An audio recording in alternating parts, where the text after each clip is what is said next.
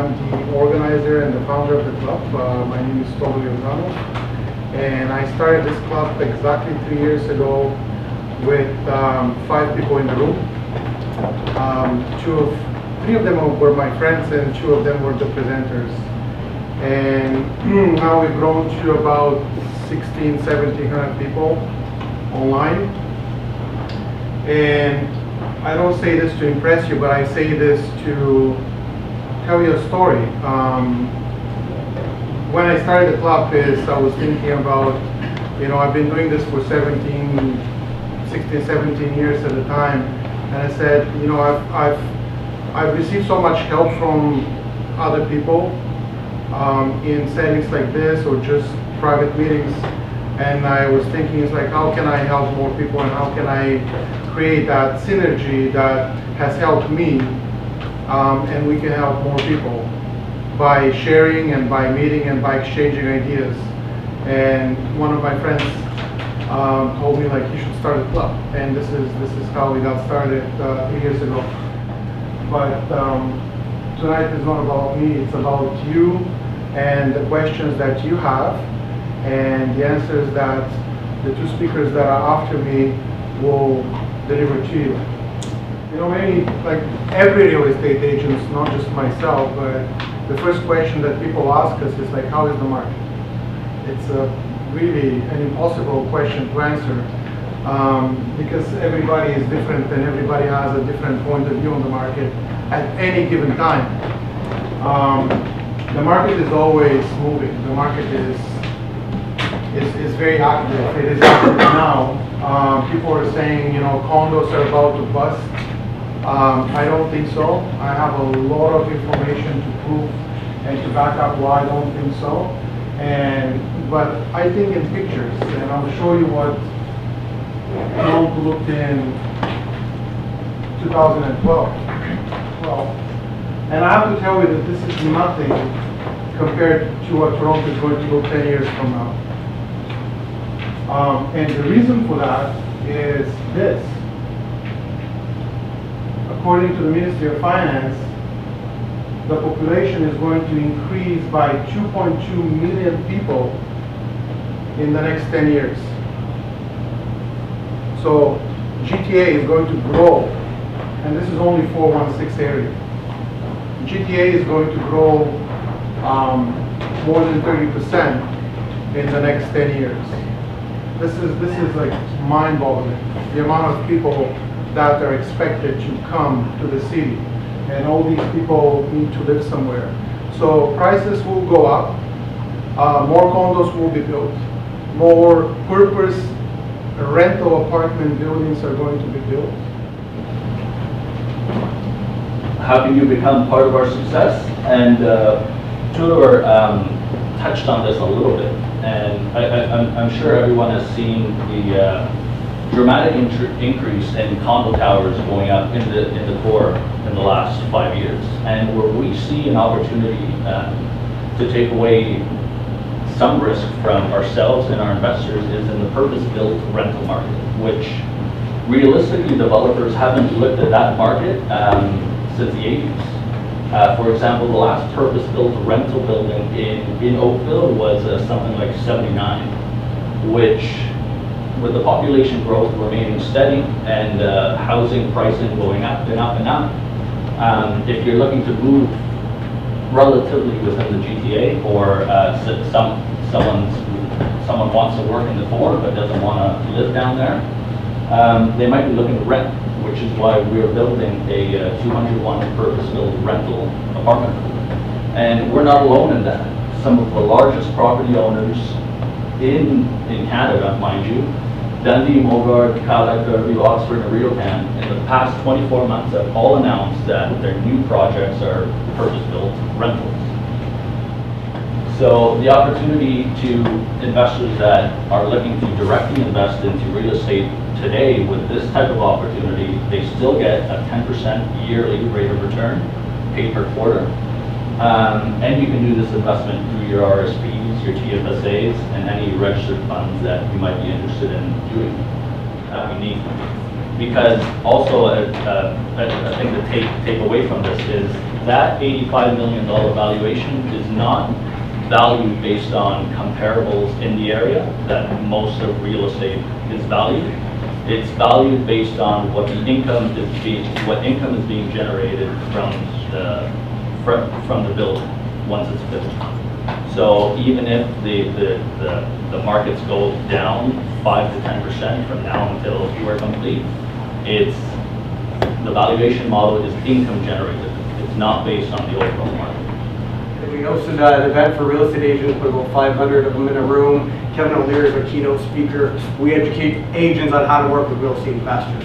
Because there's very few of them that are as, I guess, excellent as Todor, if you will. But there's very few agents. They deal with homeowners, and they know homeowners very, very well, but they don't know the investing side in working with real estate investors, what's important, how to deal with them, speak the language, that sort of thing. So with them being kind of gatekeepers, that's what we decided to go and educate them. We're doing it again this year as well. So I've known Eric for about 6-7 years now, and he is very active in the real estate investment community, and both him and his brother have done a lot of deals, a lot of creative deals. You've structured some pretty interesting deals that I know of, and he's a wealth of experience, even though he looks very young, but he's done a lot of stuff, trust me. So if you got what we did was much different than most people when it comes to real estate investing. We decided to literally quit our jobs and start investing. And when you have zero verifiable income, a brand new corporation with no experience, it's not the easiest thing to do to go and start borrowing money. But that's exactly what we did. Jump in the deep end, see if we could swim sort of idea is how we took the approach. And we've always been like that in our business. It's been a very shoot, ready, aim type of mentality. We figured if we take the action, we'll figure it out later. Because one of the biggest things that when we talk to people is, I wish I would have it sooner, whatever that was. So we said, you know what, let's take the exact opposite approach. Yes, you know what, if we take action, we'll make more mistakes than if we would have not taken action right away. But I've read a lot of books, I've taken a lot of seminars, and the things that I made a mistake on in real life that cost me money, I have never forgotten. The things that I learned in education, I forget. Right? At the end of the day, taking action is one of the most important things that we've ever done in our business. What we've done, when you are in that situation, and a lot of people can sit there and say, well, I can't because, and the change in mentality was, how can I? And there's always different ways to do it. We actually bought an 8-unit building within our first year of operations through our corporation with zero money down, had to have 3 lawyers involved with the vendor take back mortgage and all those sorts of things, but it is possible. It actually took us about 9.5 to 10 months from the time the owners approached us to sell us that property to the time we actually were able to close on it. We went through 2 different mortgage brokers, went through several different lawyers, because you can never teach a lawyer anything, right? They know everything already. So we actually had to find somebody with an open enough mind that would listen to us to begin with. And once they actually listened, what we were saying made sense, and they found that they could see that loophole, kind of where we wanted to go with it, and they give us the solution that we wanted. In the industry, there's a lot of people with a lot of knowledge out there. You know, what I say is only based on my own experience. Whatever Todor says is based on his experience, and everybody has their own take and versions of it. I think there's a lot of people that we can learn from, including myself. I don't even probably scratch the surface of some other information that other people know. We all have our own areas of specialty. That is my background. I come from small town Ontario. Wallaceburg, it's out by Sarnia or Chatham, if anybody knows that. It's about 3.5 or 3 hours away from here. But like I mentioned, I went from worker to investor. And it was a jump. I wouldn't necessarily recommend it for most people. I didn't have a wife, I didn't have any children. My worst case scenario was going bankrupt after a couple of years and going back to the working world and rely on my business education where I graduated from the Richard Ivey School of Business. That's not a bad worst case scenario at the age of 25 in my opinion. And the other side of that coin was, if I'm going to do something, I'm going to actually put 110% effort in.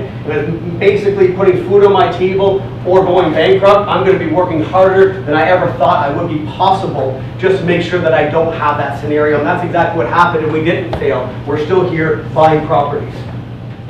The investor's approach to homeownership, this is a really cool thing. Everything that we're going to be talking about today is based on our investing experience. We were investors before we were homeowners. But then we just looked at that and said, what if we took the same principles for the properties that we're buying for our home? And one of the best parts is what you do within that personal residence is tax-free money. Now, I'm not an accountant, I'm not giving you tax advice in that situation. There's things that have to happen, like you actually living in the property for it to be tax-free, but at the end of the day, there's an overwhelming chance it's going to be free money in your pocket, and people don't look at their personal residences as a way to make money, but it is. And that's why we're out there trying to educate people on how to do that. But yet, we never take the time and effort to sit there and do the research. Although you are here today, that's a fantastic first step. Most people do not take the time, the effort to go out there, get educated, and find out how to maximize the returns. High-rise was here earlier. There's other options like this, but that is going out, doing research on the company, and deciding I am going to take my RSPs, I'm going to self-direct them into an account, and I'm going to take control of that money finally. Not many people do that, but by doing so, I'm going to show you here in a minute what that's going to mean for your retirement, for the money that you work hard to get, and having that money work hard for you, what it can actually mean. Right? Just by looking at it a different way on taking control of your finances. In my opinion, investing in real estate, you should be able to get 15%. Somebody, I remember doing numbers one time, if you 25-year property or mortgage, and what was it? I think 3.5% interest, 20% down. That's a standard rental property right now. If you made zero cash flow and you look at just 3% appreciation, okay, and paying down that mortgage, after 5 years, the average return per year is over 15%. That's zero cash flow, only 3% appreciation. This is probably one of the most common yet largest mistakes in investing in anything. Not understanding the numbers. Remember I said return on investment. How much money am I putting in? How much money am I getting back out? People forget about maybe the mortgage fees to get out of the mortgage early. Or they forget about the second lien transfer tax that Toronto still has. I don't like it at all, but whatever, people make money. Now you might not know if the seller's motivated or unmotivated until you put in that offer. They sign back at $1,000 below asking price and scratch out a bunch of your clauses, they're not motivated. But you'd be surprised, all of a sudden they come down $10,000 on the first sign back. Then you know that they have flexibility, they have motivation, they want to get rid of it. Because if they didn't, they come down $1,000 and that's it. Maybe sign it back at full asking price, which we've seen. But putting in that lowball offer, if somebody suggested to us one time, if you're not embarrassed with your first offer, you shouldn't be offering it. And it was good advice, because that was a perfect way to gauge who you're dealing with, what kind of seller you're dealing with. I really don't have an opinion on corporations versus non-incorporated. Talked to my mortgage broker recently, the most recent conversation we had, it's easier to get mortgages now in your personal name than it is in a corporation name. When I first started out, you could get more properties in a corporation than you could in a personal. So depending on what day of the week it is and how the banks feel and which way the wind's blowing, it could be different any given year. You pay minimum $1,500 in corporate tax returns. Minimum. I pay $4,000 for one corporation and $3,000 for another one. I ding $7,000 a year. Do I really need to? At that point in time, it's already built. You already invested the money. That's how we formed it. Not sure if it was the best idea or not. Talk to an accountant that you trust. That would be my best advice. Good job. Well, thanks for hearing me ramble. I appreciate it. I hope you guys learned something tonight, took something out of it. I will be sticking around networking and whatnot. Todor, thank you very much. Hope you guys enjoyed.